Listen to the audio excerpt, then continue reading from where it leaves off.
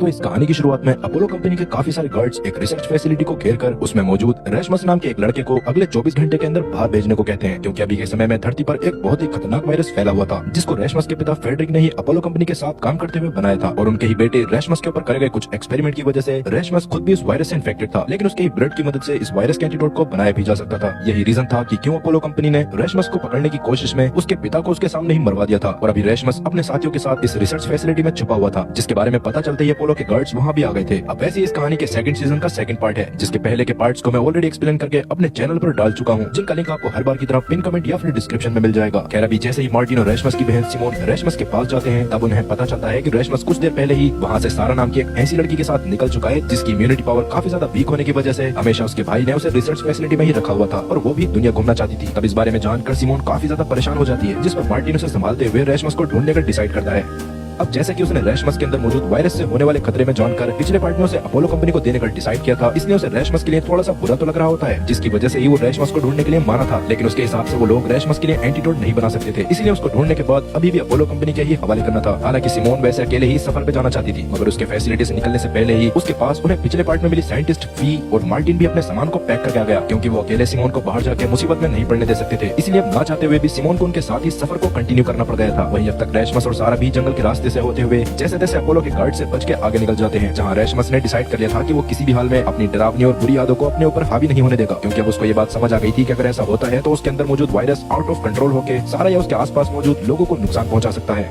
वहीं दूसरी तरफ जैसा कि पैट्रिक पिछले पार्ट में बेसमेंट में एक घुसपैठिए से लड़ते हुए बेहोश हो गया था, तो अभी उसको भी होश आ जाता है और फिर उस मर चुके घुसपैठिए की तलाशी लेने पर उसे उसके काफी सारे मेमोरी कार्ड्स मिलते हैं, जिन्हें ही लेने के लिए वो घुसपैठिया वहाँ पर आया था। जो जानकर पैट्रिक जल्दी से उन कार्ड्स को अपने पास रखकर पास के दूसरे रूम में चला गया, जिसको भी काफी ज्यादा सिक्योरिटी के साथ बनाया गया था। और असल में वो पूरी फैसिलिटी का एक सर्वाइलेंस रूम था, जहाँ की कुछ मशीन्स अभी भी वर्किंग कंडीशन में होती है, जिसमें से ही कैमरा को उठाकर पैट्रिक उन मेमोरीज में मौजूद वीडियोस और फोटोज को देखने लगता है। तब उसको पता चलता है कि असल में इस रूम में पिछले पार्ट में मर चुका याकूब यानी इस फैसिलिटी का रियल ओनर, जो एक वायरस एक्सपर्ट भी था, वो अपने ही साथियों के ऊपर एक्सपेरिमेंट करता था ताकि वो उनके अंदर मौजूद अपोलो कंपनी की चिप्स को बर्बाद कर सके। इवन अपोलो कंपनी में मौजूद कीरा यानी वो स्नाइपर जिसने रेशमस और सिमोन के पिता को जान से मारा था, खुद भी याकूब की एक अंडरकवर एजेंट थी, जो वहाँ पर उस तरीके के बारे में पता करने के लिए गई थी, जिसकी मदद से किसी भी इंसान के अंदर मौजूद अपोलो कंपनी की उस चिप को डीएक्टिवेट करा जा सकता था। उसकी वजह से ही कहीं न कहीं अब तक ये रिसर्च फैसिलिटी अपोलो कंपनी की नजर में आने से बची हुई थी। और एक रीजन ये भी था कि क्यों उसने सिमोन और मार्टिन को जान से नहीं मारा था, क्योंकि असल में वो खुद ही याकूब के साथ लोगों की भलाई के लिए काम कर रही थी। मगर कुछ समय पहले जब उसको पता चला था कि अपोलो कंपनी के ओनर को उस फैसिलिटी के बारे में पता चल गया है, तो वो अपने एक साथी को उन सभी मेमोरी कार्ड्स को लाने को भेजती है, ताकि उसके बारे में किसी को कुछ भी पता न चले। मगर उस आदमी के वहाँ पर आने पर वो पैट्रिक के हाथों मारा जाता है।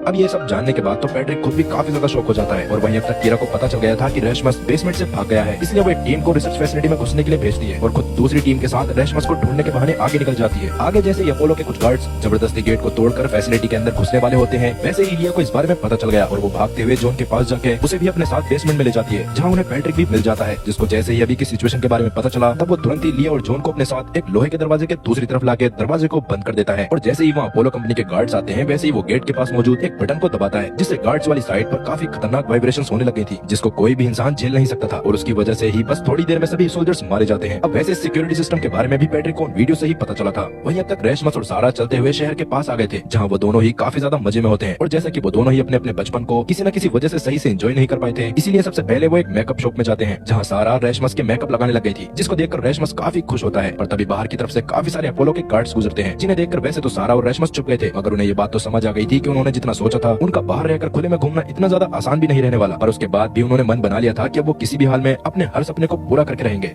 अब जैसे कि रेशमस को सारा से धीरे धीरे प्यार भी होने लगा था, इसलिए बस उसकी वजह से वो अपनी पावर्स के ऊपर और ज्यादा कंट्रोल भी पाने लगता है, ताकि वो आगे चलकर सारा को धोखे से भी नुकसान न पहुंचा दे। इसके बाद रात में वो एक जगह पे आराम से सोते हैं और अगले दिन उठने पर वो पास के अम्यूजमेंट पार्क की तरफ जाने लगते हैं, क्योंकि सारा देखना चाहती थी कि रोलर कोस्टर की राइड के ऊपर से नजारा कैसा दिखाई देता है। अब जैसा कि वो रोलर कोस्टर राइड को चालू तो नहीं कर सकते थे, इसलिए वो पैदल पैदल ही उसके सबसे ऊंचे हिस्से पे पहुंचकर अगल बगल का नजारा देखना शुरू कर देते हैं। वहीं अब तक रेशमस, सिमोन और फीबी उन दोनों को ढूंढते हुए किस्मत से उसी शहर में आ जाते हैं, जहाँ रेशमस और सारा आए थे। अब थोड़ी ही देर में मार्टिन और सिमोन उस मेकअप शॉप पे भी आ जाते हैं, जहाँ रेशमस और सारा आए थे। इवन अभी उन लोगों को भी ये बात पता चल गई थी, लेकिन मार्टिन, सिमोन और फी वहाँ से निकल ही रहे थे, तभी बाहर डेनिस आके मार्टिन को गन पॉइंट पे ले लेता है, जिसकी बीबी कैट लास्ट पार्ट में सिमोन के हाथों मारी गई थी। और तब मार्टिन ने असल में डेनिस के भी बस पैर में गोली मार के उसको जिंदा छोड़ दिया था, जिसका बदला ही डेनिस लेना चाहता था। तब वो सिमोन और मार्टिन को पकड़कर उनसे रेशमस के बारे में जानने की कोशिश करता है, जिस पर उन्होंने डेनिस को बता दिया था कि असल में रेशमस भाग गया है और वो खुद उसको ढूंढ रहे हैं। इसके बारे में जानने के बाद डेनिस उन दोनों को मारने ही वाला था, पर तभी मार्टिन उसको रोकते हुए उसके साथ ही मिलकर रेशमस को ढूंढने का डिसाइड करता है, जिस पर डेनिस भी मान गया था। और अब सिमोन अकेले रह गई थी, इसलिए वो अकेले ही बाहर चली जाती है, मगर इसके थोड़ी देर बाद ही डेनिस को फी ने गन पॉइंट पे ले लिया था, क्योंकि असल में ये सब बस सिमोन और मार्टिन का प्लान था, जिसके अकॉर्डिंग सिमोन बाहर जाके फी को बुला लाई और मार्टिन भी डेनिस की कैद से आजाद हो गया। तब मार्टिन डेनिस की गन छीन के सिमोन और फी के साथ निकल जाता है, लेकिन उसने अभी भी डेनिस को जान से नहीं मारा था।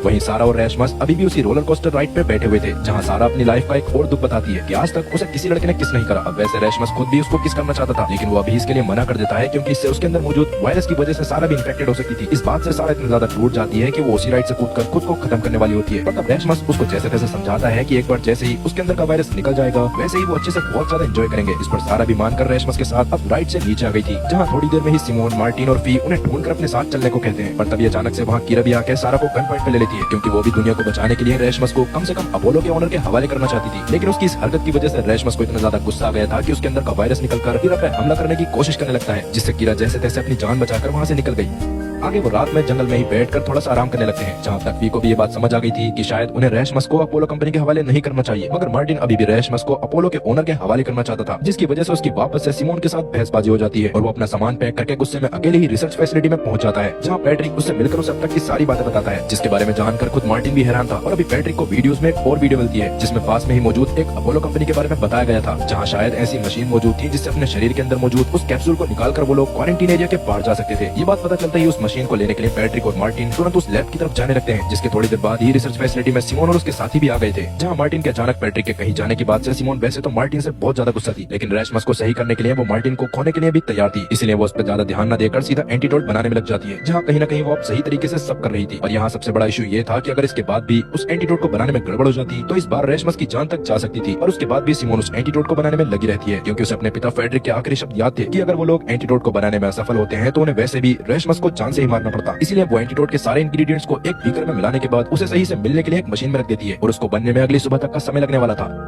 वहीं जब से रेशमस को उस एंटीडोट के बारे में पता चला था, तब से उसे वायरस की वजह से काफी अजीब सा लगने लग गया था, जिस दौरान उसे बार बार अपने सामने अपना बचपन का रूप दिखाई दे रहा था, जो उस एंटीडोट को लगवाने के लिए मना कर रहा था, क्योंकि इससे उस वायरस की पावर कम हो सकती थी। खैर वैसे तो रेशमस खुद भी जल्दी से जल्द सारा के साथ रहने के लिए सही होना चाहता था, इसलिए बार बार वो अपने ही बचपन के रूप को देखने की वजह से बहुत ज्यादा परेशान हो गया और फाइनली इरिटेट होकर अभी ही उस एंटीडोट को लगाने के लिए उसके पास जाने लगता है। उस दौरान भी उसका छोटा रूप उसको ऐसा करने से मना कर रहा था, लेकिन फिर भी रेशमस उस अधूरे एंटीडोट को अपनी बॉडी में इंजेक्ट कर लेता है, जिसकी वजह से वो तड़पते हुए बेहोश होने लग गया था। और तभी सिमोन उसके पास आके उसको जैसे तैसे संभाल लेती है। तब वैसे तो वो खुद भी काफी ज्यादा डर गई थी, पर जैसा कि एंटीडोट पूरी तरह से तैयार नहीं हुआ था, इसलिए उसका रेशमस की बॉडी के ऊपर कोई गहरा असर नहीं पड़ता। तभी वहाँ फी भी आके रेशमस की ब्लड रिपोर्ट्स के बारे में बताती है, जिससे पता चल रहा था कि सच में उस एंटीडोट की वजह से रेशमस की बॉडी से वायरस का कुछ % हिस्सा खत्म हुआ था। इसके बारे में जानकर सिमोन काफी खुश होती है, और जैसा कि अगले दिन वो रेशमस के ऊपर एंटीडोट के असली हिस्से को इस्तेमाल करने वाली थी, और ऐसे में रेशमस के अंदर मौजूद वायरस सिमोन और बाकी सब पर भी हमला कर सकता था। इसलिए सिमोन अगले दिन रेशमस के खाने में बेहोशी की दवाई मिला के उसको खिला देती है, जिसके बाद वो रेशमस को वो एंटीडोट लगाने के लिए फी के साथ लैब में ले गई थी। और तब जॉन और लिया बाहर से उन्हें ऐसा करते हुए देख रहे थे।